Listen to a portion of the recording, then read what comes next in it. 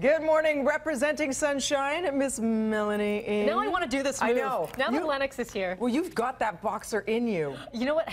You do. Well, I like those gym classes where it's just all about the power and punching. Yeah, and you're punching air like you mean it. I mean it. You're going to get that air. Yeah, every time. Well, speaking of hot air, there's a lot of brides and grooms who are so angry because everybody is using these during their weddings and blocking videographers and photographers who are hired to do their job in church, and it feels like paparazzi light bulbs. So apparently the new thing is what's called unplugged weddings, where bride and grooms ask you to not take pictures or say you're allowed for the first 20 seconds when we walk out, let's say in the banquet hall. Yep. And then put it away. So I was just at a wedding this weekend. I'm not going to lie, I was that person with my iPhone because I wanted to capture those moments, but I'll tell you this, I understand where I'm not standing up and getting in the way of the ceremony or of the photographers or the videographers, but I'm just sitting in my seat taking a few pictures. But that was an outdoor wedding. It's a whole different story when it's in a church, let's say, and the lighting is different too, and the shadows are cast. Yeah.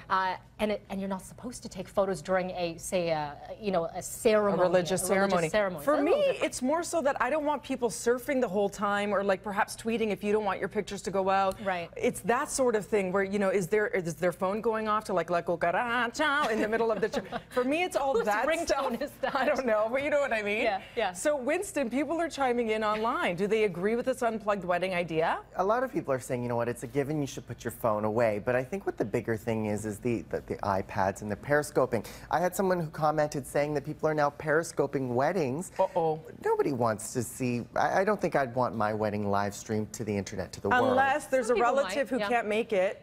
Yeah. Right? Let's say they live wherever, Japan, Italy, and they can't make it, and that's their only way of seeing it. That's pretty cool in terms of technology. Yeah, and Amber Fisher wrote on our Facebook page, you know, she said, I love this idea. I was at a wedding recently, and all I could see were people's iPads being held up and flashes going off, and it's getting in the way of the photographer's photos. I have this picture here that I found on Facebook, and it's actually a shot of someone holding up their iPad. You can see it really gets in the way of their photos. There, just right there. Oh, no. That's no good. I've been to weddings where people are huddled around a screen to watch a hockey game. No, during the ceremony or during the reception? During the banquet hall, or like soccer. It's not good. And one thing a lot of people are doing as well is doing, instead of like a coat check, they're doing a phone check, or like a phone like punch bowl where you're throwing your phones in there.